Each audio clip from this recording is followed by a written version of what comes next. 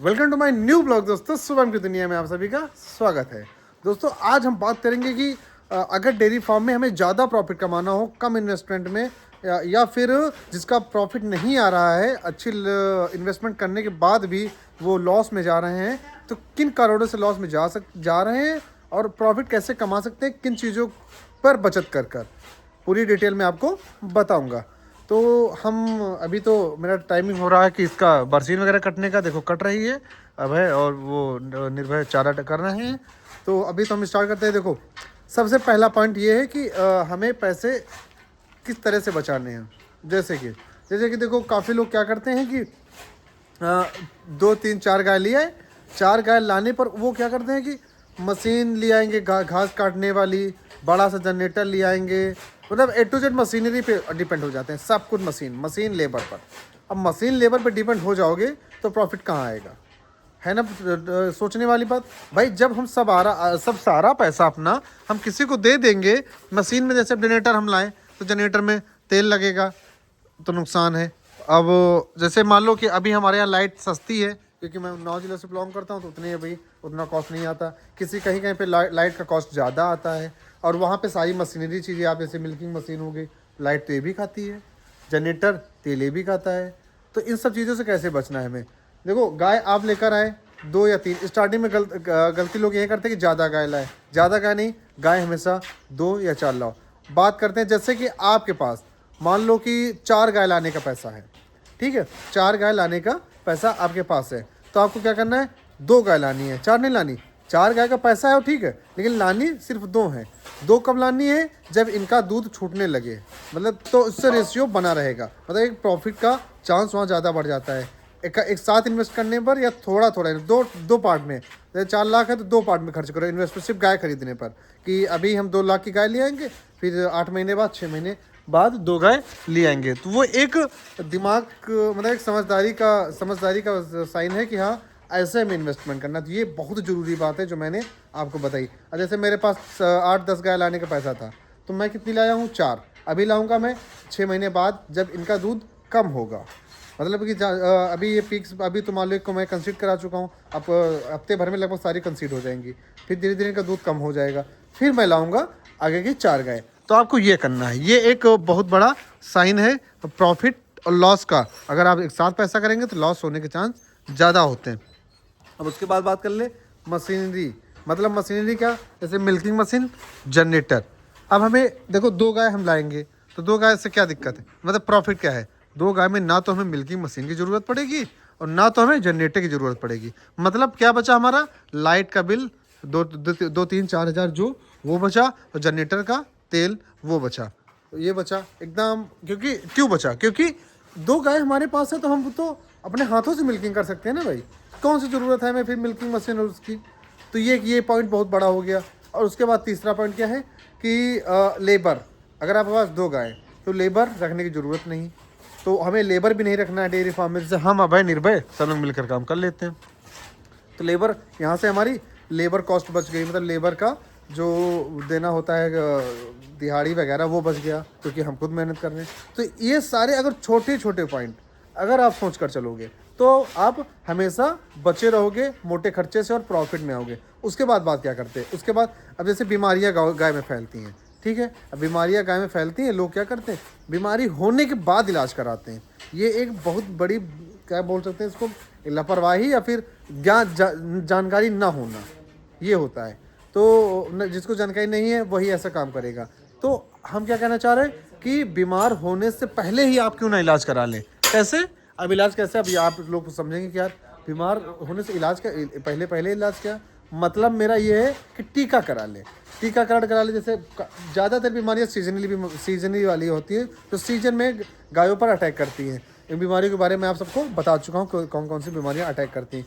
तो वो बीमारियाँ सीजन में, यानी बरसात में ज़्यादातर आती हैं, मई जून जुलाई अप्रैल, ये सारी बीमारियाँ तब आती हैं। तो इनका टीका करा लो पहले से, टीका करा लोगे, गाय गाय बीमार नहीं होगी तो डॉक्टर पे ज़्यादा पैसा नहीं जाएगा, और आपको प्रॉफिट होगा। 3-4 हज़ार रुपये आपका तो आराम से बचेगा। ये हो गया एक प्रॉफिट, मतलब ये तरीके हैं प्रॉफिट कमाने का और दिमाग से अपने माइंडसेट मतलब दिमाग से बिजनेस करने का, डेयरी फार्म दिमाग से चलाने का। अगर आप ऐसे चलाएंगे मेरे तरीके से जो मैं जैसे मैं बता रहा हूँ तो आप पक्का प्रॉफिट कमाएंगे जैसे मैं प्रॉफिट कमाता हूँ। और उसके बाद ये हो गया। अब उसके बाद देखो, अब जैसे जैसे जैसे थनैला है, थनैला बीमारी तो बड़ी है, अब इससे मैं बचे कैसे? क्यों ना बाद का होने का रिस्क ही ना लें। क्या करें? एक ये देखो तेल है, कितने का आता है? 180 रुपये का मात्र 1 लीटर आता है। ये चलेगा 1.5 महीने कम से कम। एक अभी देखो मैं ले आया था, आपको पता ही कब लगभग 1 हफ्ता हो गया, इतना खर्च हुआ 1 लीटर में। देखो ये, और उसके बाद देखो एक दवाई आती है लाइजोजिन करके, वो मैं आपको दिखा चुका हूँ, बोरी में रखी हुई है, वो ख़त्म हो गई। तो मतलब कि मिल्किंग करने के बाद, मिल्किंग करने के पहले इसको लगा दो। सिंपल से तरीके हैं, मतलब अगर आप चाहो तो सब कर सकते हो, अच्छा खासा पैसा बचा सकते हो, और ना चाहो तो सब नुकसान में जा सकते हो। किसी और पे डिपेंड ना होकर खुद पर डिपेंड रहो। ये भी एक अच्छा वो है कि हाँ यार ठीक है, हम खुद मेहनत कर रहे हैं। तो ये सारी चीज़ें अगर आप करेंगे तो प्रॉफिट में जाएंगे 100%। अगर जो ये सब का पे ध्यान नहीं देंगे तो हमेशा लॉस में जाएंगे। अब उसके बाद बात कर लें हम कि जैसे कि हो गया कि फीड का। और फीड हम क्या लोग क्या करते हैं कि अपने घर पर ही मतलब कि जैसे 8-10 तरह की फीडें मिला कर देते हैं कि चूनी दे दी, चोकर दे दी, भूसा तो देना ही होता है, खली दे दी और बेअरदाना दे दिया, मतलब सब मिलाकर सब देते हैं। तो वो भी एक लॉस ही है, क्योंकि भाई वो मुझे नहीं समझ में आता कि आप इतनी सारी चीज़ें मिला रहे हो, क्या कॉस्ट लग रही है आपकी, क्या मिल्किंग कॉस्ट लग रही है, कुछ पता ही नहीं कि हम कहाँ जा रहे हैं, प्रॉफिट में जा रहे हैं कि लॉस में जा रहे हैं, उसका कुछ हिसाब किताब नहीं। उससे बेस्ट क्या है, आप इस ऐसी जैसे फीड ले जाओ, बनी बनाई फीड, बनी बनाई लो, इससे सस्ती भी फीडें आती हैं, अच्छी फीडें आती हैं, ये बढ़िया फीड है। 19-20 सस्ती मद्दी फीडें नहीं होती हैं, मैं आपको रियलिटी बता दूं। फीडों का बस ब्रांड होता है भाई, जिसका जितना नाम चल गया वो फीड उतनी महंगी। मेरे पास एक फीड आई है, मैं उसके बारे में आपको बताऊंगा, अभी ट्रायल पे चल रही है वो फीड।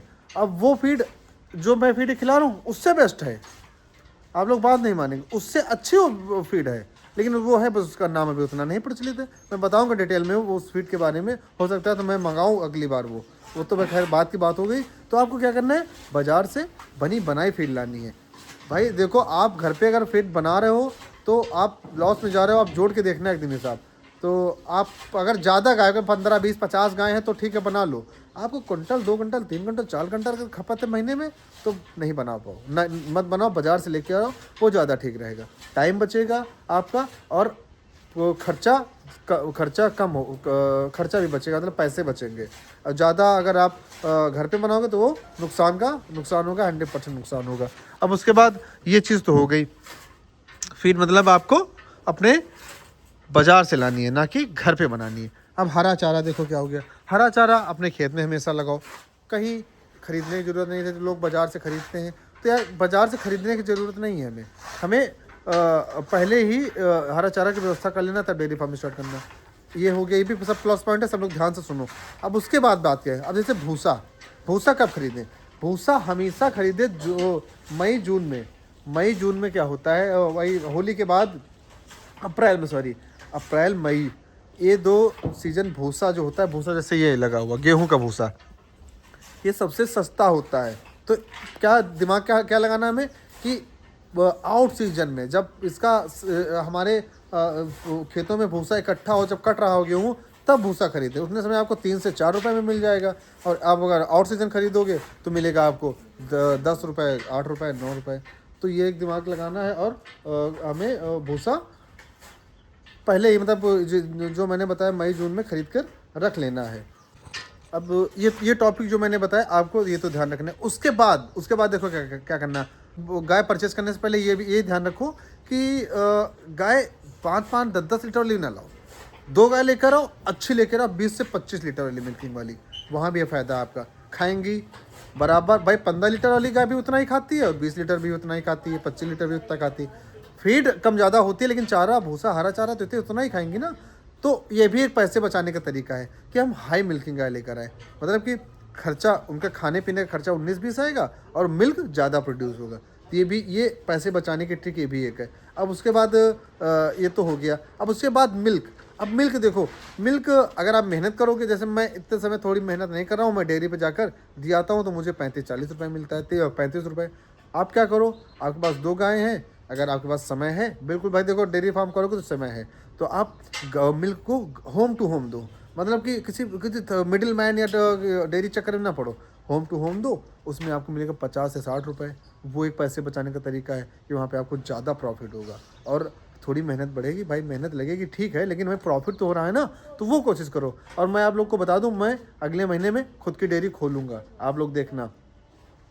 तो आप लोग ये होम टू होम डिलीवर करो, बेस्ट तरीका है भाई, ये कारगर बहुत होगा। अगर मिल्क का रेट अच्छा मिल गया तो बढ़िया है, ये चीज़ हो गई ना। अब दूसरी बात, जो हमारे जो ये इसका जो पैसा हो, अब जो जैसे अब पीक मतलब जब गाय पीक पर हो चली जाए, वो हो जाए, मतलब कि दूध इनका कम हो जाए, उसके बाद ये जो पैसा हमारा बच रहा है दूध से, इसको सेविंग करके रखो और फिर हम गाय ही लेकर आए, उसको पैसा और कहीं नहीं इन्वेस्ट करना हमें, ठीक है। और ये कहीं और इन्वेस्ट करना ही नहीं है, सीधा उसको सेव करके रखना है और हमें गाय पर अपने फार्म पर ही लगाना है। इस ये एक आपको ये आपको डेयरी फार्म आगे तक आप लॉन्ग टर्म के लिए सोच रहे हैं तो, नहीं तो भाई फिर आपकी इच्छा जैसे आप करो। अब उसके बाद ये टॉपिक बहुत ही ज़रूरी जो मैंने आपको बताए हैं, अब ये सब जो हो गया। अब देखो अगर प्रॉफिट हमें कहाँ से कमाना है, एक चीज़ और, अगर आप मेहनत कर सकते हो तो क्या करना है आपको, जैसे मेरा ये जो गोबर लगा हुआ है आपको दिख रहा है ना, गोबर, अभी गोबर के उपले बना सकते हो।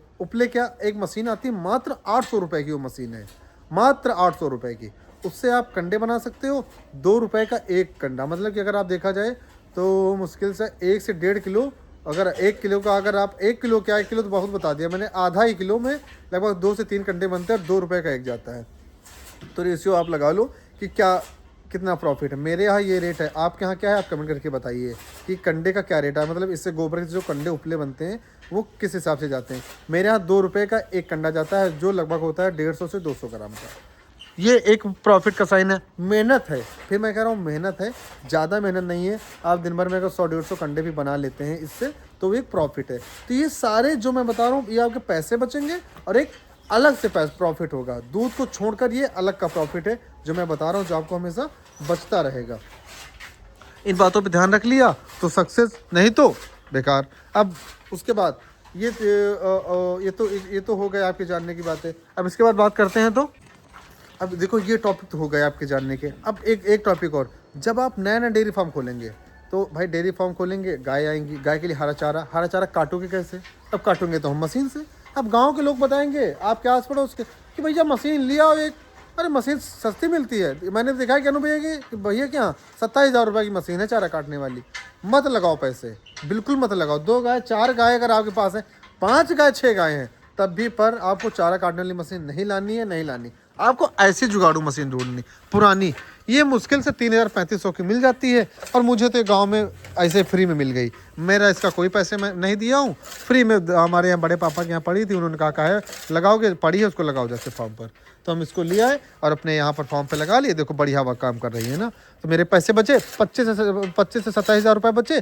27,000 मतलब उधर बच गए, और ऊपर से लाइट से चलती है वो जो चारा काटने वाली मशीन आती, 3 HP की मोटर बंधी होती है उसमें, ज़्यादा बड़े लोग हैं तो डबल फेस की मोटरें होती। तो वे पैसे आपको मतलब दिमाग से काम करना है, किसी के बहकावे में आकर डेयरी फार्म नहीं खोलना कि हाँ खोल लेंगे सब मशीनों पे आधारित। बेवकूफ़ी है, मशीनों पे आधारित कुछ नहीं है, सब हम पे आधारित है। हम मेहनत करेंगे, हम पैसे कमाएंगे। सब मशीनों पे लगा दोगे, लेबर पे लगा दोगे तो क्या बचाओगे? तो लॉस में जाओगे ना। तो लॉस में अगर प्रॉफिट कमाना है तो मेहनत करनी पड़ेगी, और वो मेहनत करोगे तभी आगे सक्सेस होगे। अब हम लोग देखो, अब ये काट रहे हैं, ये अभय लगा रहे हैं। देखो ये तो मान लो कि हमारे गांव का ही लड़का है, चला आता है कभी कभी ऐसे, चलो भैया हम काम करने नहीं, हम काटते हैं भाई, निर्भय काटते हैं। तो ये तरीके हैं भैया पैसे कमाने के। और अनर्गल, इसको हम बोलते हैं अनर्गल खर्चे, फर्जी के खर्चे। मशीन लाना मैं लाऊंगा जब 15 गाय मेरे पास हो जाएंगी तब मशीन लेकर आऊँगा, उससे पहले नहीं लाऊंगा तो नहीं लाऊंगा। आप देखते रहना, जब ज़्यादा चारा होगा तब लाऊंगा। तो आपको भी यही करना है। अब 2 गायों पे हमें मोटर पानी की ज़रूरत ज़्यादा है भी, बोरिंग ना कराओ। आप 25,000 रुपये की बोरिंग आती है वो करा लो, ये 1.5 लाख की बोरिंग कराने की जरूरत नहीं। बेवकूफ़ी है, मैंने करा ली, कोई मतलब है? लेकिन अगर मुझे खेत सींचने हैं इसलिए मैंने करा ली। अगर आपको खेत नहीं सींचने हैं तो आप छोटी बोरिंग करो, वही 20 से 25 हज़ार वाली। तो ये सारे पैसे आपको ऐसे तरीके से बचाने हैं और एक प्रॉफिटेबल डेयरी फार्मर बनना है। किसी के बहकावे में आकर मशीनों पर आश्रित मत हो। मशीन मशीन लिया है, बिगड़ती है। जैसे मैं आज आपको बता दूं, ये मेरा जनरेटर ख़राब हो गया था, ये देखो। अब इसके देखो ये पाइप वगैरह ख़राब हो गई, जबकि अभी नया आया है। अभी लेके गया, कितने रुपये ले गया भाई? 700 रुपये लेके गया। अभी इसको बनवाई 700 रुपये लेके गया। डीजल अलग से खाता है, देखो पूरा कैन डीजल लेकर रखता हूँ साथ में है। तो ये सब मशीनरी पे आओगे तो डॉक्टर समझो इसका भी, तो वो भी तो नुकसान ही होगा ना। तो क्यों हम मशीनरों पे आधारित हूँ? मैं इसको ले आया हूँ, पछता रहा हूँ, नहीं लाना चाहिए था मुझे। ठीक है, अब आ गया है तो ठीक है, लेकिन आप कोशिश करो। अगर आप लो इन्वेस्टमेंट से चालू कर रहे हैं तो आप मशीनों पर ना जाकर अपने हाथ से और मेहनत पर आधारित होकर काम करेंगे तो ज़्यादा प्रॉफिट कमाएंगे। ये सारी बातों को आप अपने माइंड में बसा लो अच्छी तरीके से, तब आप सक्सेस हो पाओगे। ठीक है, किसी के बहकावे में और मेरी वीडियो देखकर मोटिवेशनल कि हाँ पैसे कमा रहा हूँ तो मैं भी खोल लूँ। मेहनत है, मशीनरों पे छोड़कर हाथ से मेहनत करोगे तो ज़्यादा प्रॉफिट कमाओगे। अरे मेरा जनरेटर और मिल्किंग मशीन ना हो तो मैं थोड़ा टाइम तो लगेगा, लेकिन लगभग 2 से 3 हज़ार रुपये और ज़्यादा मैं बचाऊंगा हर महीने।